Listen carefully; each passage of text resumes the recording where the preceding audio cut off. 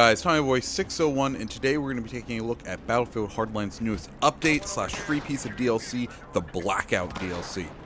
So if you haven't heard about this is actually a really cool update that Visceral has put out for Battlefield Hardline. What they're doing is saying, hey, RB, the game hasn't really been supported that well, there wasn't very many guns, there wasn't very many maps. Let us do this, let us give you this gift, the community, because you guys have been sticking by this game. So what Visceral has given us is they've given us 2 new maps, well, 2 redone maps, and 2 new weapons slash redone weapons.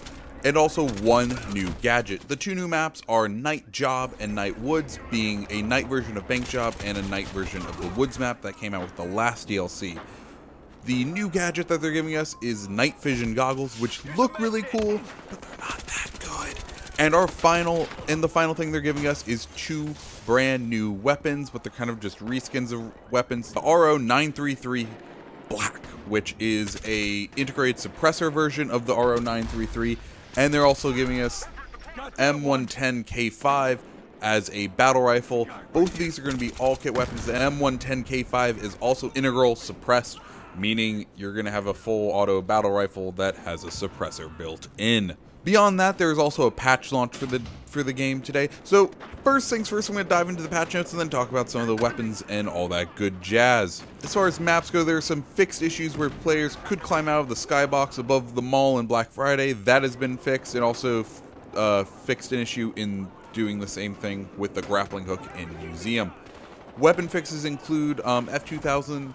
There was an issue where you could purchase the license for the F2000 without meeting the requirements. They fixed an issue with inconsistent range on the M82. They fixed an issue where a player could fire the Sega 12 while doing the reload. The FLIR effect is no longer blocked by smoke while standing inside smoke. The FN7 camos are now correctly locked. Default handgun, revolver, and automatic pistols now properly track towards their respective kill assignments. The RO33 got a damage buff from its previous thing. Now it has a max damage of 24 and a minimum damage of 16, putting it more in line with the rest of the carbines, which is good because at least now you can use it as a competitive weapon. The Scout Elite got slowed down a little bit as far as its rate of fire goes. The HK551 got an increase of its rate of fire in its burst mode. The P226 and the 40 caliber Pro got a damage boost of 34 with a min to 25. The 45T and the 1911 got an increased end damage to 28. They changed what it sounds like when you're being shot at by a DMR. They increased the accuracy of the L85 while shooting and moving. They changed the HCAR bullet to match the long range bullets as opposed to the things. And all BRs now have a 700 meter shot speed. All 7.62 by 39 ARs have a 450 meter per second, and all 5.56 by 45 and 5.54 by 39 have a 500 meter per second. So basically they're making, if a weapon shoots a certain caliber, that's going to determine what its muzzle velocity is, which is a pretty good way of going around balancing all the different muzzle velocities. Beyond that, there's just some general stability and other kind of things that they set up. Nothing too big, but let's dive into the goodness, the weapons, and how you unlock it. Both weapons basically require kills on the 2 new maps, so if you need to unlock the RO933, the suppressed version of it, what you're going to need to do is get 25 kills on Night Job and 25 kills on Night Woods.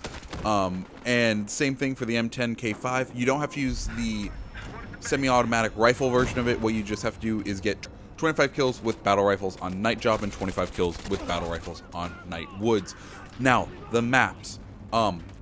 One thing you would have thought going into this DLC is, hey, they added night vision goggles. That means it's going to be really fucking dark. I'm going to need this gadget.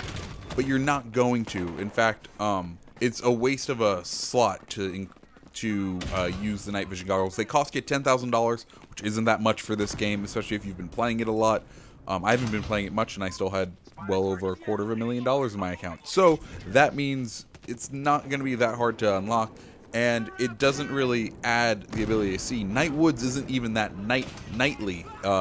It's actually kind of like dusk. They should call it Dusk Woods, or Morning Sunlight with Heavy Fog Woods.